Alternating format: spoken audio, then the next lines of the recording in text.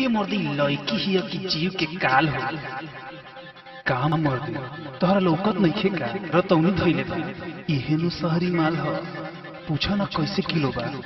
ई माल बिकाऊ ना हो ये राजा तो सही दे द। आप सुन रहे हैं राज दीवाना राज दीवाना राज दीवाना।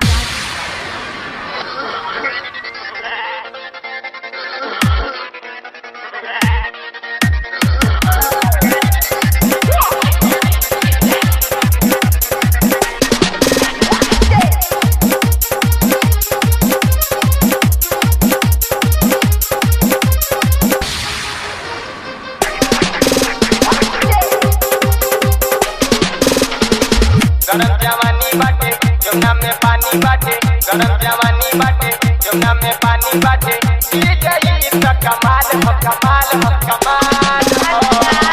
ये कमाल हो माल हो माल हो ये कमाल हो माल हो माल हो गरम जवानी बाटे जमुना में पानी बाटे गरम जवानी बाटे जमुना में पानी बाटे ये जाई त कमाल हो कमाल हो।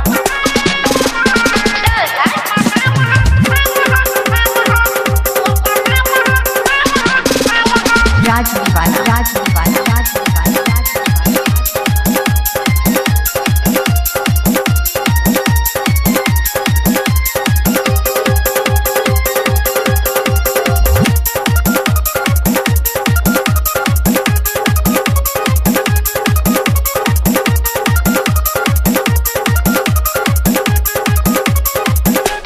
कते उम्र में केरा लीलो तारी गज गज देखी के मन भइल रहता रे हज हज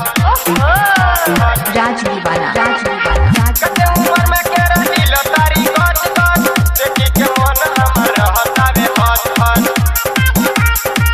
माली दे मिसाल हो ये तो माल हो माल हो माल हो ये तो माल हो माल हो माल हो माल हो।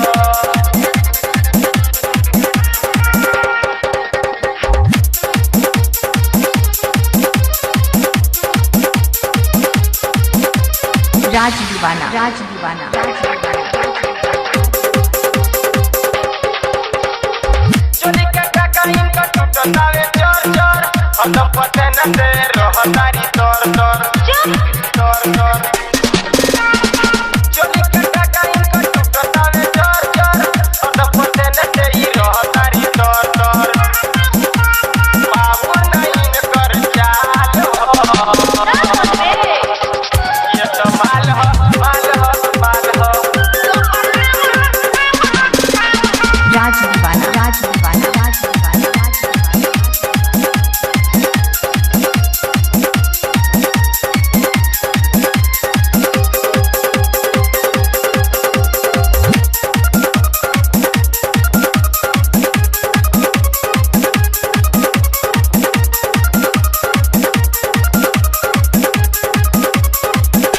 बन के बनवा देखी मन जाता डोली झूलन झील कहे ऊपर से टोली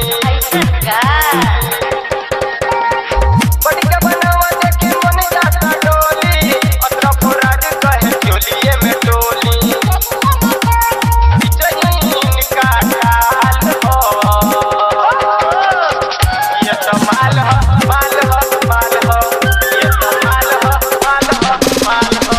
गरम जवानी बाटे जमुना में पानी बाटे गरम जवानी बाटे जमुना में पानी बाटे ये जाई त कमाल हो कमाल हो ये तो माल हो माल हो माल हो ये तो माल हो माल हो माल हो